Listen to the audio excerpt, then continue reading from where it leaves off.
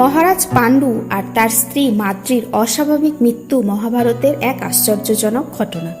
ঋষি কিংডমের দেওয়া অভিশাপের ফলে মহারাজ পাণ্ডু আর তার স্ত্রী মাদ্রির মৃত্যু হয়। নমস্কার বন্ধুরা, ধর্মোক্তি চ্যানেলে আপনাদের সবাইকে স্বাগত। আজকের আলোচ্য বিষয় হল মহারাজ পাণ্ডু কোন অভিশাপের ফলে মারা গিয়েছিল আর পঞ্চপাণ্ডবের জন্ম হলো কিভাবে। তো চলুন বন্ধুরা, আজকের ভিডিওটি শুরু করা যাক। একবার মহারাজ পাণ্ডু আর তার দুই স্ত্রী কুন্তী আর মাদ্রি বনে বিচরণ করছিলেন, আর সে সময় তারা এক সুন্দর হরিণ দেখতে পায়। তখন মাদ্রি পাণ্ডুর কাছে সেই হরিণটি এনে দেওয়ার দাবি রাখে। স্ত্রীর আবদার রাখতে পাণ্ডু সেই হরিণটি ধরার জন্য সেই হরিণের পেছনে ছুটতে থাকে।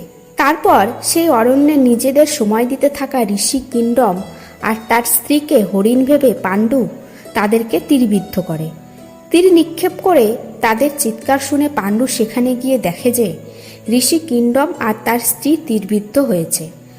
তখন পাণ্ডু সেই ঋষির কাছে ক্ষমাপ্রার্থী হয়, কিন্তু ঋষি তার স্ত্রীর মৃত্যুতে ক্রোধে দুঃখে পাণ্ডুকে অভিশাপ দেয় যে সে যদি কোনোদিন তার স্ত্রীর সঙ্গে মিলন করতে চায় তাহলে সেই মুহূর্তেই তার মৃত্যু অনিবার্য। এই কথা বলে ঋষি কিংডম সাথে সাথে মারা যায়। তার কিছু সময় পরে ধৃতরাষ্ট্র আর গান্ধারীর বিবাহ হয়। তাদের বিবাহের পর শকুনির ষড়যন্ত্রে ধৃতরাষ্ট্র হস্তিনাপুরে রাজা হওয়ার দাবি রাখে। তখন একদিকে ধৃতরাষ্ট্র হস্তিনাপুরে রাজা হয় আর অন্যদিকে পাণ্ডু আর তার দুই স্ত্রী বনে তাদের জীবন অতিবাহিত করার জন্য প্রস্থান করে।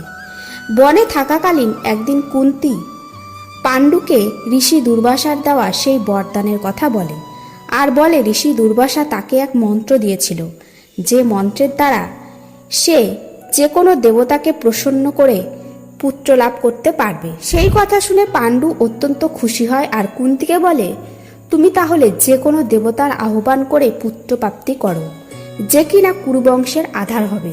তখন কুন্তী ধর্মদেবতার আহ্বান করে। সে আহ্বানে ধর্মদেবতা অধিষ্ঠিত হয় এবং কুন্তীকে এক পুত্র সন্তান প্রদান করে, যার নাম রাখে ধর্মরাজ যুধিষ্ঠির। তারপর কুন্তী পবন দেবতার আহ্বান করে এবং তার মতনই এক শক্তিশালী পুত্র সন্তান প্রাপ্তি করে, যার নাম রাখে ভীম। তারপর ইন্দ্রদেবের আশীর্বাদে অর্জুনকে পায়। এভাবেই কুন্তী যুধিষ্ঠির, ভীম আর অর্জুনের জন্ম দেয়। কুন্তীকে মা হতে দেখে মাদ্রির মনে মাতৃত্ববোধ জেগে ওঠে। তখন কুন্তী তার প্রাপ্ত করা মন্ত্র মাদ্রিকে প্রদান করে, যে মন্ত্রের দ্বারা দুইজন দেবতা অধিষ্ঠিত হয় এবং নকুল আর সহদেবের প্রাপ্তি হয়।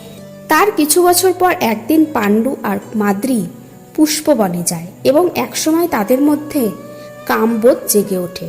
তখন তারা দুজনে খুব কাছাকাছি চলে আসে এবং তারা দুজন নিজেদের কামবোধে এতটা মগ্ন হয়ে যায় যে ঋষি কিংডমের দেওয়া অভিশাপের কথা ভুলে যায়, আর তারা দুজন সঙ্গমে মিলিত হয়, যার কারণে পাণ্ডুর মৃত্যু হয়। তারপর মাদ্রি যখন বুঝতে পারে যে তার কারণেই পাণ্ডু ঋষি কিংডমের কাছে অভিশাপ পায় আর তার কারণেই পাণ্ডুর মৃত্যু হয়, তখন মাদ্রি নিজের ভুলের প্রায়শ্চিত্ত করার জন্য নিজের দেহত্যাগ করে আর মাটিতে লুটিয়ে পড়ে।